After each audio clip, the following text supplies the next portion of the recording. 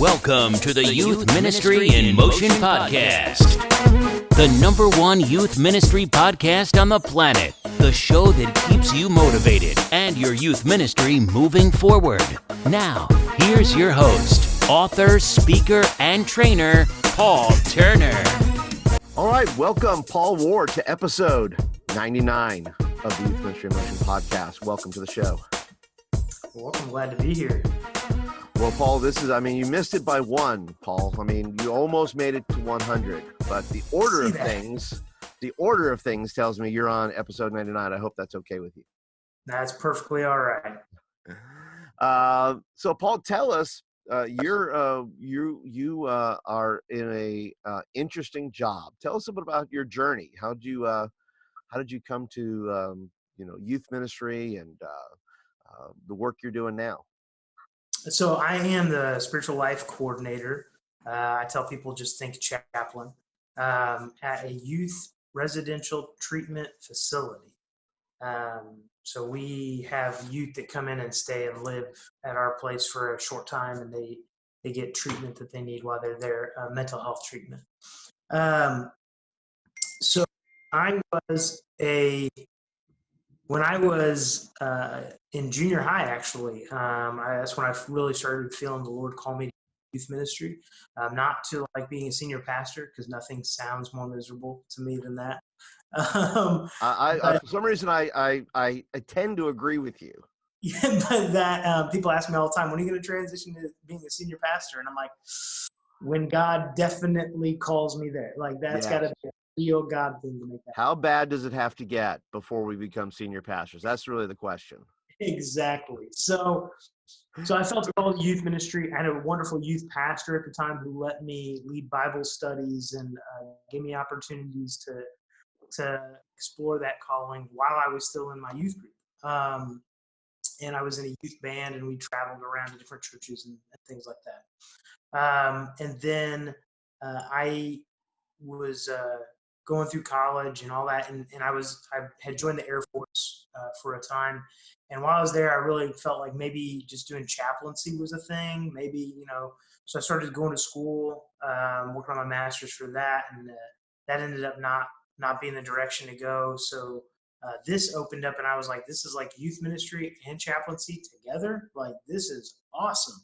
And so I dove right in head first. So I hope that's a short enough explanation. Well, no, listen, you could, it's short or long, it doesn't matter.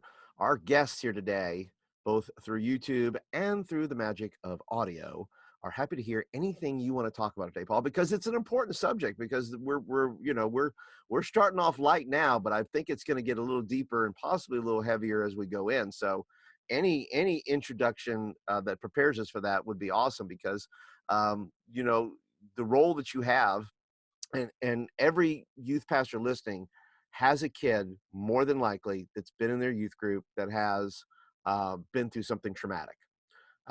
And so keeping that in mind, what you're about to offer us today is going to be super valuable. And your journey with you're having a good youth pastor, by the way, is key, I think. Would you agree with that, to your Absolutely. journey? That is. I was just thinking about this the other day. I had a good youth pastor, and then I interned with a phenomenal youth pastor.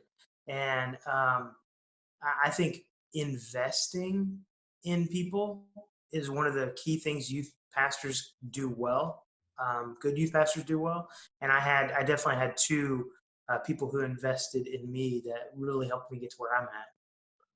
Well, let me tell you something. That's I always tell people, that I can tell you three, that my youth ministry lineage, if you will, that I had three really good youth pastors that helped formed and shape who I am.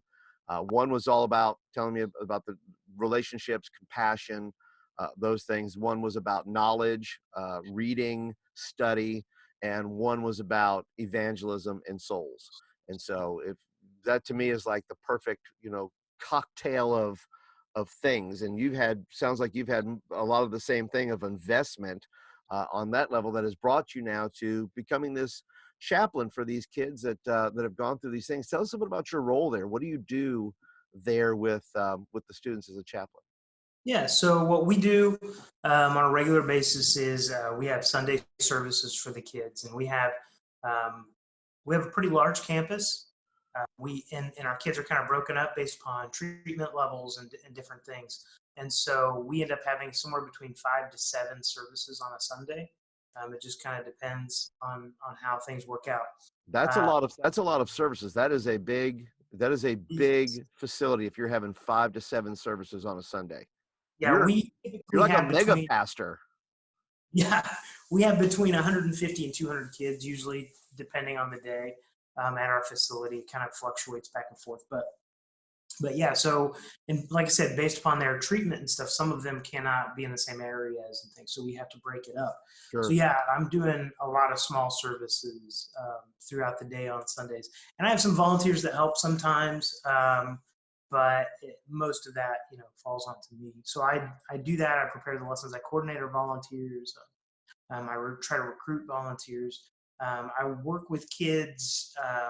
We'll have counselors and things that will refer kids to me if they're having spiritual concerns or spiritual issues where the counselor feels like that's kind of outside of their scope or outside of their purview. Yeah. They'll actually refer kids to me. There have been kids who have, church has been a big part of their family life before they came to our facility. And so the counselor feels that needs to be part of their treatment planning. And so they'll bring me in sometimes for those things as well. What's interesting is we're a not-for-profit organization, but we're not a faith-based organization. See, I was going to ask you that whether or not you were a faith-based organization with that, but hearing that you're not, that's even more amazing. Yeah, it really is. My position does not typically exist, is what I keep telling people. When I got my position, I tried to find people like me in facilities like mine. I found a handful throughout the country. Wow. I found a handful throughout the country, but most facilities that are not faith-based kind of ignore the spirituality aspect, and our facility believes that that's part of the whole well-being of the resident. So, and with me I live in central Indiana. So with me being in central Indiana, um, if our residents have any kind of experience with spirituality at all, it's Christian. And so that kind of makes that an easier path as well. Well, sure, and I don't see how facilities such as this can ignore the spiritual dynamic or the spiritual component of anybody's treatment. I mean, it's even in the most secular, I would think that at least the term spirituality would at least be a buzzword that that you should at least pay attention to. Well, if you go to SAMHSA's website, the Substance Abuse and Mental Health Administration, their Services Administration, sorry, on their trauma-informed care for organizations, then they list like categories that you need to be considering. Spirituality is one of the categories Wow. that they list, but like most people just kind of what I notice a lot of facilities around us, like some in Indianapolis and some of the other bigger cities, what they'll do is they'll have like a van that'll take kids to church if they want to, Yeah. and then they'll check that box off and say, well, we provided spiritual services. Right. And that's not exactly it, because you have a lot of kids that don't want to go to church, but still have a lot of spiritual questions, a lot of spiritual conversations that they want to have. And so I'm there for those conversations, and I'm there to walk alongside them. I tell people all the time, every single one of us is on a faith journey, right? Yep. We're in different spots on that journey, but we're on a faith journey. And my job in my facility is to walk along our residents as they walk along that journey. Well, and that is such a unique opportunity in regards to the fact that you have these students who, like you said, some have backgrounds, some don't, but you are there walking the halls, making visits, and answering questions as you go, versus a typical youth pastor who says, hey, I'll answer all your questions as long as I got 45 minutes, and it's not program driven. You are literally walking the halls and saying, hey, I'm here, I am present with you in this moment. What do you want to talk about? Yeah, it is. It's a unique opportunity for me. Most youth pastors, like you said, you've got an hour, 2 hours with your kids during the week. I can go see my kids every single day.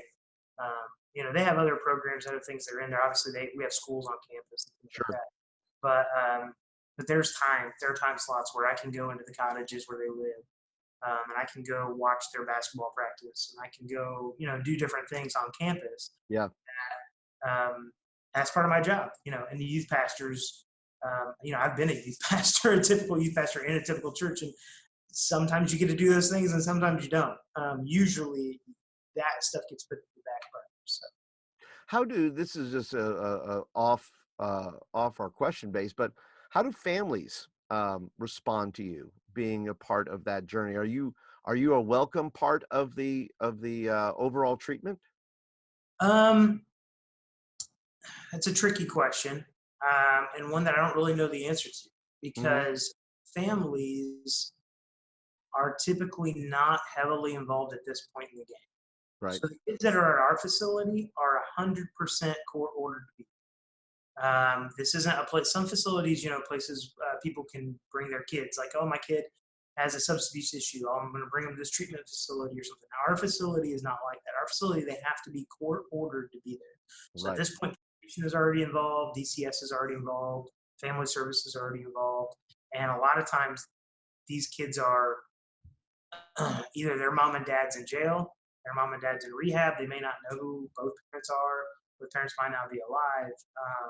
Or the court might be in the process of removing their parental rights. And so while some kids do have good family involvement, others do not. And while I'm on campus, I don't really interact with them. They'll come for visits Mhm. sometimes. I'll see them kind of in the middle of a visit, and if they're walking from their cottage to somewhere else, and I'm walking, I might wave. They'll say hi, and they're like, "Hey, that's Pastor Paul, or that's our preacher guy, or something like that." Or There you Bible. go. I get all kinds of. Sure. Uh, one kid said that's he said, "Hey, that's my priest." I was like, "Not a priest, but whatever, I'll take it." Father Paul. I got called Father Paul a number of times, so sure. Oh yeah. Yeah. So so when those types of interactions happen, they seem to be positive. Sometimes I just noticed the other day, I was walking down a hallway behind our courtroom because for us, the family court is on our facility. Our facility is very unique. Everything is housed in one location, so that our Right. kids don't have to be carted around, the state. Yeah. So the family court is actually on our grounds. And so they were walking down the hall from the family court with their parents. I'm like, "Hey, Pastor Paul," and I waved, and the mom had this really confused look on her face. And I stopped. I thought, I wonder if she's confused because this isn't a Christian facility, or she's confused because maybe church isn't a part of their life. Like I don't know what that is. Yeah. I did have one instance where right outside of my office has two doors to it. One that kind of goes to our main facility, and one, uh, for some weird reason, goes to the waiting room for the court. And so sometimes if I walk through that way, I'll see kids who were residents, who are coming back in for court with their families and things, and they'll talk to me. And I had one resident who his dad seemed very involved and very interested in, and we engaged and talked for a while. Talked with him, talked with his dad. His dad was telling me what a good job he was doing. He was on a good track. I ran into his dad at the hardware store a couple months later, and he was giving me an update and all of those kinds of things. So his dad seemed pretty positive and pretty happy about that. But that kind of interaction is rare, Right. which I don't like, but it's the nature of where we're at. Yeah, exactly. So tell us too, with kids coming in, what kind of kids are you seeing come through? I don't know if there's I mean, once again, it's all manner of things you said that could happen, whether that it's court ordered, people are there. But is there something you're seeing that kids are coming in, that through no fault of their own, but they're having to be there?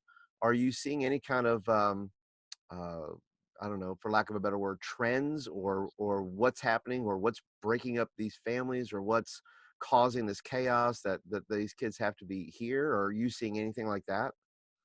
Yeah. So there's a thing that we gauge trauma by. It's called ACEs, or an ACE score. Are you familiar with that? I am not, but please tell me. So back in the 90s, a hospital out in California, Kaiser Permanente, got with the CDC and they did a study on adverse childhood experiences. That's that ACE. And so that's where the ACE comes from. And they found that adverse childhood experiences are um, they they cause bigger problems than what we think. And so adverse childhood experiences are things like physical abuse, sexual abuse, exposure to drug abuse, exposure to domestic violence. Maybe you weren't being abused, but you watched your mom be abused all the time. Um, being exposed to significant death, like maybe parent committed suicide or something along those. So those are, I think I listed all of them, but parents that are being incarcerated, that can be an adverse childhood experience. So they had this list of adverse childhood experiences, and they had 3 categories: abuse, neglect, and household dysfunction.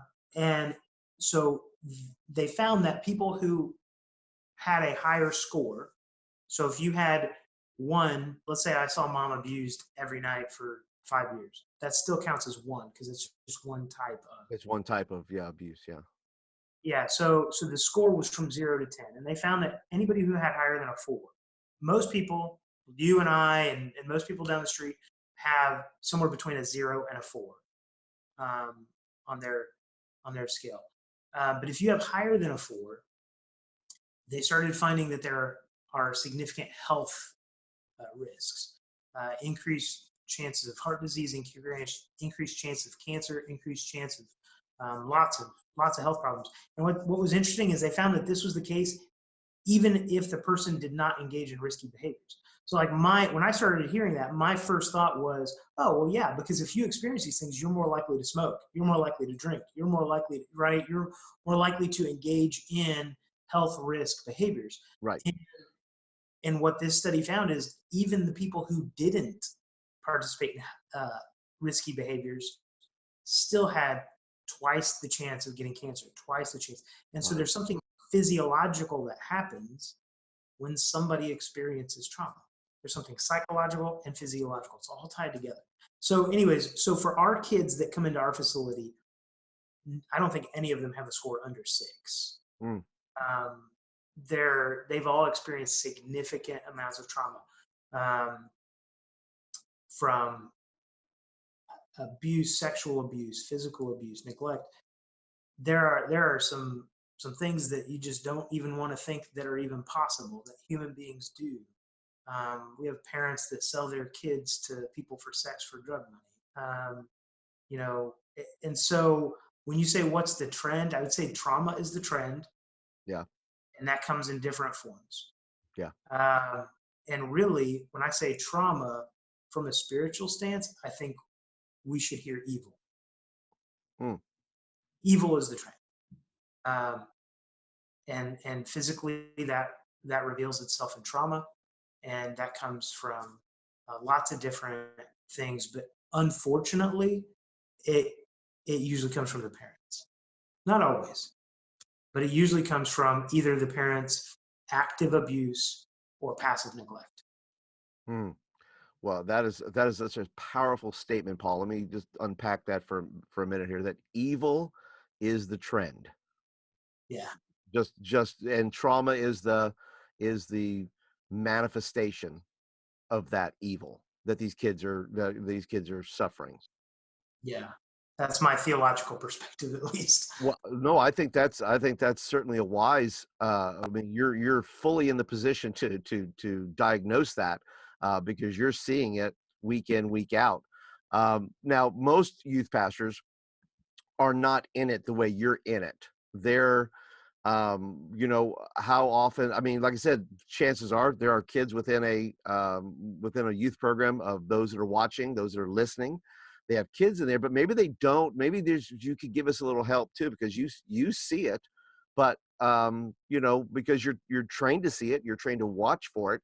But tell us a bit about from how can we be more, as youth workers, be more diligent in spotting things? What are some things maybe that youth pastors need to look for to make sure that say, look, not every kid in this group is the same. Not every kid in this group is okay. And I, to be fully aware of that, and maybe some things that youth pastors need to be on the lookout for. So there are a few things here. One, when I work with my kids at my facility, 100% of them have experienced trauma, and I know that, right? I go into it knowing it, and that's an assumption, and I let that impact the way that I preach. I let that impact the way that I guide discussions. I let that impact the way that I pray. I get a shift report every morning, and on it tells me all the events that have happened, kids that attempted to run away, kids that attempted suicide, kids that attempted, all these things throughout the day, kids that got in fights, kids that got kicked out of school. And so I look through that shift report and I pray for every single one of those kids for those instances. I try to do that every single day, first thing when I come in. You don't get that as a youth pastor. You don't know who's experienced trauma and who hasn't. But my first advice would be to do not wonder if there are kids in your youth group who have experienced trauma. Know that they're already there. You may not know who they are, and you may not know what they've experienced in their lives. Right. But know that they're there. The CDC came out with a study, a statistic that said that 64% of Americans have experienced at least one ACE in their life, one traumatic event as a child growing up. They've found that, I believe I think Indiana, where I'm at, it's 24% have at least 2 ACEs or higher. I think nationwide it's 30-something%. So that means that 1 in 3, 1 in 4 of the kids in your youth group either have experienced or are going to experience before they're 18 one of these events. That changes a little bit from area to area, but just assume that. Right.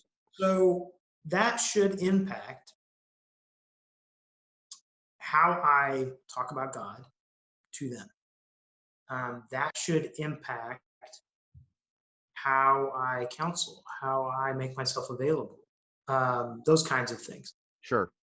So first is that mindset shift. The second mindset shift that we need to make as youth workers is, and I have an article of this on my blog called Shout it Teens in out. Trauma. Where can they find it? Go ahead and just shout out your blog. Go ahead and tell them. Yeah, go to prward.com. Okay.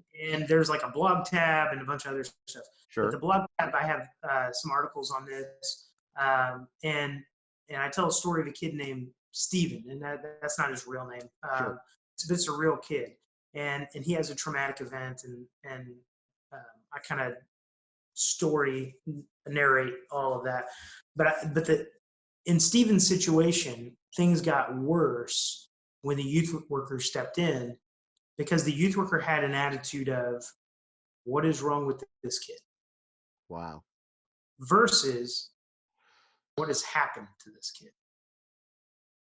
And I've done the same thing. I was in traditional youth ministry for a long time.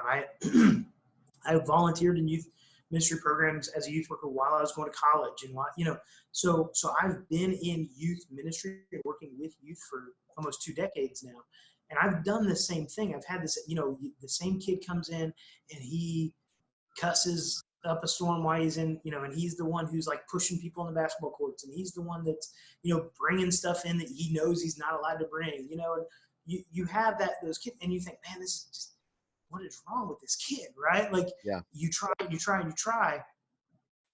Instead, I go back and I think, what was wrong with that kid? Like, what actually happened to them that made them want to act out this way, that made them feel either these behaviors are normal or that this is the best way I can get the attention I need, and I think back to one kid in particular that I actually kicked out of youth group one time, and I needed to, for the safety of other people. Sure, we've all had the one kid. There's a balance here. But sure. This kid, and he eventually came back and all of that, but I look back and I now know what I didn't know then, which was that his parents were physically abusive. He came with some other kids. I didn't really know his family, but now he's an adult, and now I know his parents were physically abusive. And looking back, I'm like, oh, okay, so he was just acting out the trauma, right, that he was experiencing at home. And so what can we as youth workers do about that? Not a lot about the trauma they're experiencing at home, unless there's Right. something legal that you need to report or something along those lines. Yes, absolutely. But it changes my attitude when I'm working with the kid. It changes the things that I say, how they say them. You know, does that make sense? Oh, So the absolutely. first recommendation would just be these attitude shifts. Well, and I think too, you make the great point, that the attitude of the youth worker says, what's wrong with this kid? And that's the essence of program driven, right? Why is this Yes. kid not adapting to this program or my program? Or why is he screwing this thing? Why is this kid coming in and screwing up this thing? When the reality is saying, look, the program is irrelevant to the needs of this kid. In other words, we're not just running a program, we're creating a space where kids can come in, and if the program's good for them, that's great, but I have to be aware that there are kids who are not just, they're not just squirrely teenagers, they're not just hormone driven, little tyrants. They're kids who have come in with some trauma, and once again, it may not be significant trauma, as we're saying, where it's an abuse situation, but certainly divorce is a trauma. Well, and that divorce is one of the ACEs.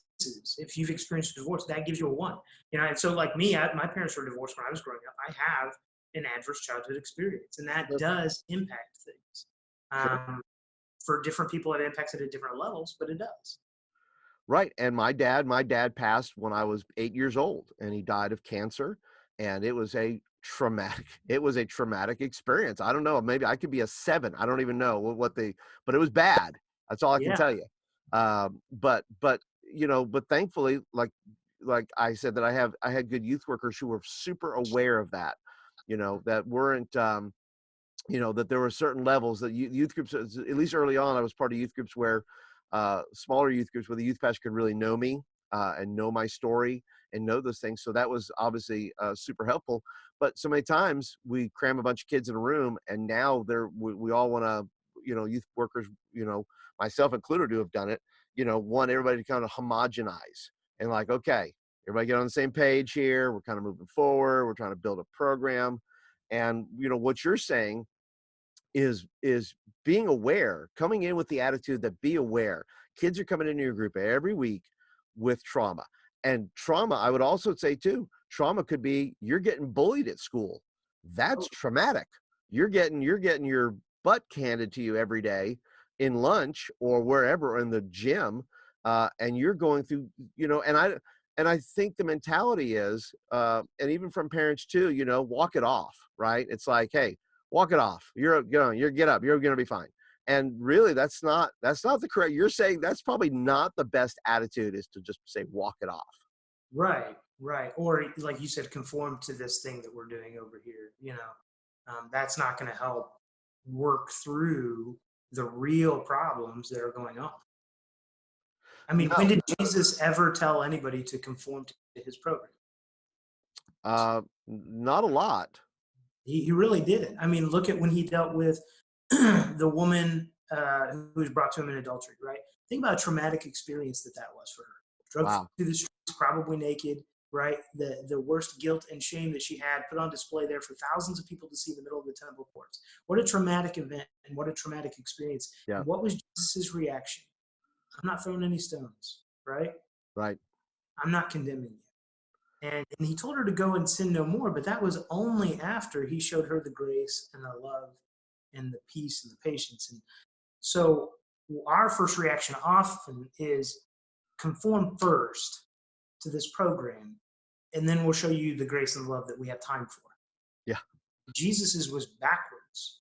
He's like, yes, I do want you to conform to this kingdom way of living. I do want that. But that can only happen after you've experienced grace, love, and peace of Christ. Right. Come as you are, right? That's what we've always said. So what the gospel has always said, come wherever you're at, come whoever you are, whatever you've been through. But man, I would say what a great study that would be, in the sense of understanding the Bible through trauma, right? Who has gone, New Testament wise, maybe, Old Testament, severely traumatic. Just ask Isaac. That was traumatic. That's Oh, yeah. that You dealt. go through just go through Genesis, right? Look at Joseph. Look Yeah. at Joseph's life. He had an A score of like a 20. I don't, Oh, like it, ridiculous. go through the Old Testament, how screwed up people's lives were in Genesis. My wife and I have been through this like rereading through the Bible thing. We're going, every night we're trying to read, Yeah. and just going from beginning to end kind of thing together. And she made the comment. She's like, I forget sometimes, like, just how screwed up this is. This is really messed up stuff. And I'm like, it is. It really, really is. And yet God's work in that and His grace in that is tremendous. But I think and youth workers that are listening and watching, you guys, listen, take a look at scripture from the point of view of these traumatic experiences. I mean, this is just an epiphany I'm having in the sense of we focus on a lot of things, but we don't focus on how really terrible this was and relating that to possible incidences that kids are currently going through that is creating this anxiety, this depression, all these things that are, I mean, once again, nobody's getting, as far as I know, being taken up to a mountainside and being offered as a sacrifice, and nobody's being thrown in a pit and sold off to slavery in that regard. But there is significant amounts of things that are going on that probably we as youth workers need to explore. Once again, we're not health professionals, and some of you listening, some of you watching might be. We're not asking you to be health professionals. We're asking, right? We're saying, look, just be conscious of the fact that both what you're reading and whom you're talking to have some similarities in the sense of trauma that has gone into this, and that helping a kid work through some mental health issues and those things, which I think leads us into our next question here is, how would you then define, because you have this significant relationship with students day in, day out. Youth workers don't have that day in, day out with those things. What do you recommend that once a youth worker finds out that there's trauma going on, and you can't say small, there's no small trauma. If a kid's experienced trauma, it's trauma.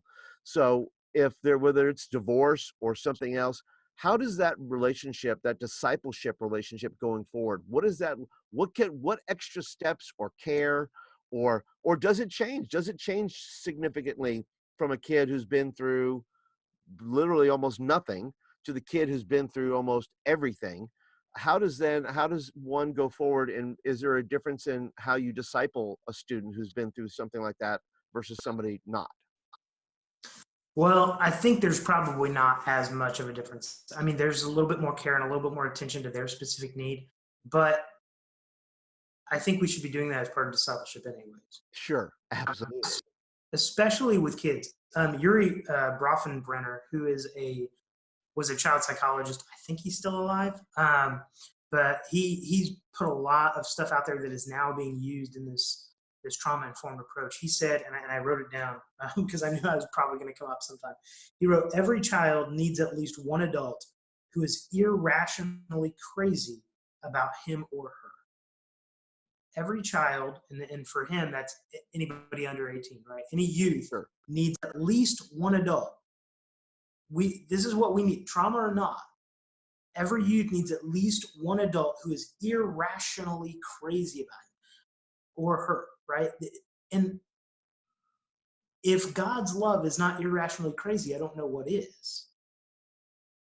And if we're then supposed to convey that love, then what an awesome opportunity for the youth worker, because I'm not the parent in that situation, right? If a kid calls me and needs something or needs help with something, or hey, can we grab coffee? Sure. Have you ever read Bob Goff's book, Love Does? I have. Okay, so I think that's the book where he tells the story where he was going to go be a mountain climbing instructor or something. Yes, and yes. His Youth for Christ worker, I think it was Youth for Christ, one of those national youth groups, left and went with him for like a couple days. out into the mountains and they camped out and all that stuff. He's like, before you go do this crazy thing, let me go with you. And he brings a backpack and goes with him.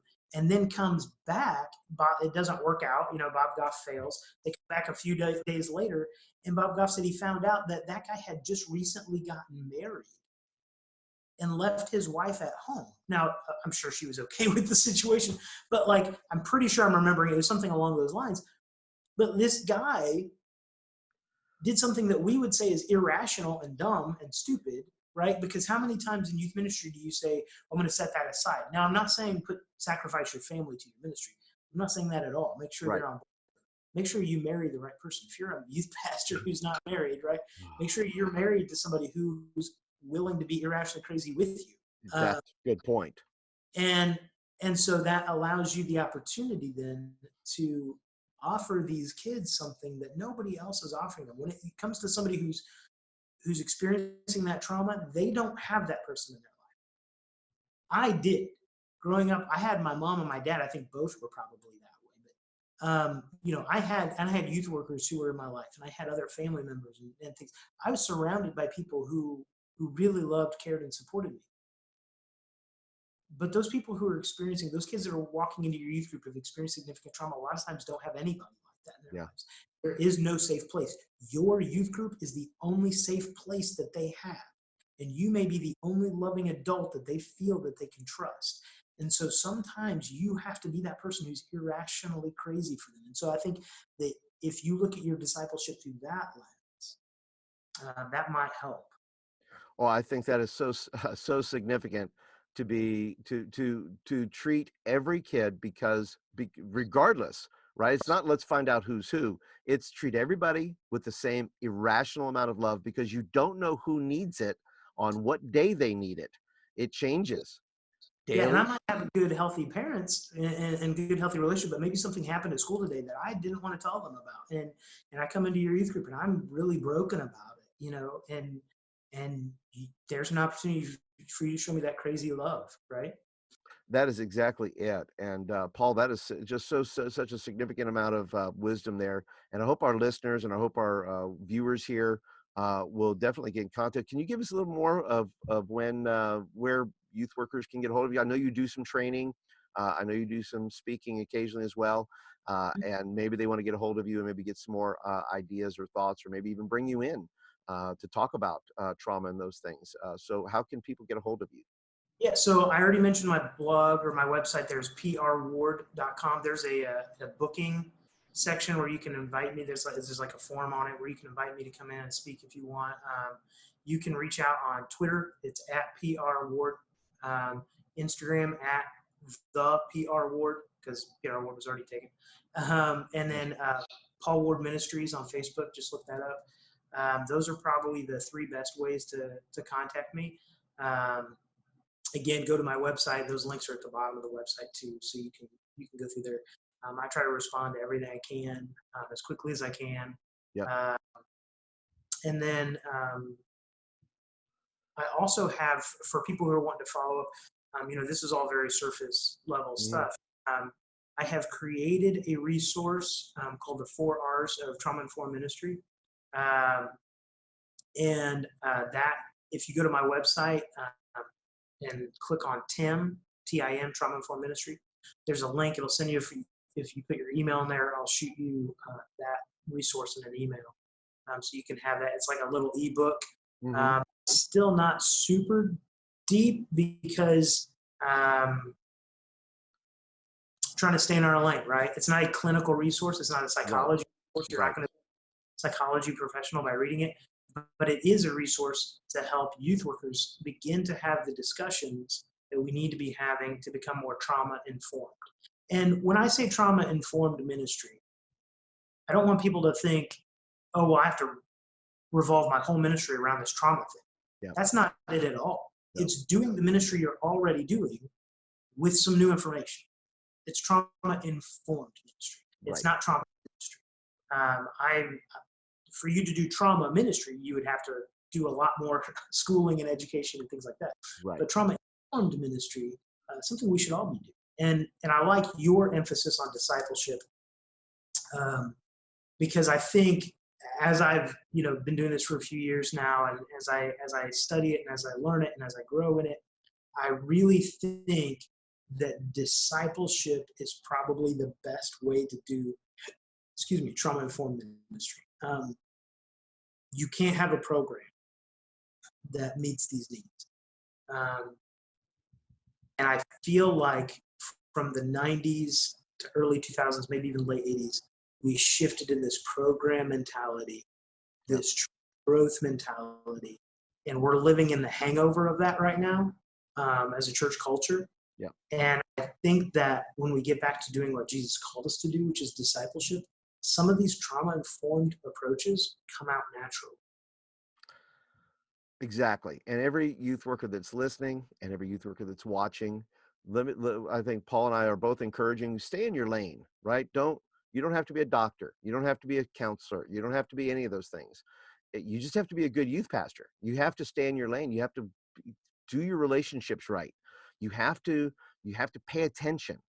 You have to spend time. You have to do those things. So don't feel like after listening to this, like, oh my gosh, I got to change everything. It's like, I got to, go to school now and no, you just have to be, as Paul says, irrationally in love with all your students. You have to be irrationally in love with them and be ready at that time that when those students give you opportunity and give you permission to be in their lives is to show up and listen and be a part of that.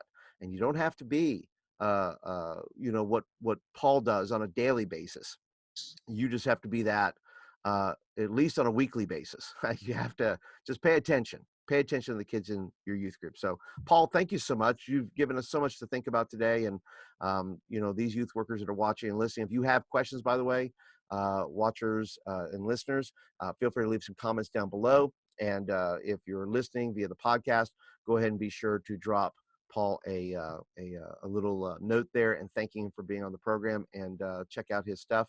Get that download. That is going to be Trauma-Informed Ministry. I think every ministry needs to be informed about what's going on, and so that is a great resource. Paul, thank you so much for that, and thank you for being on the podcast today.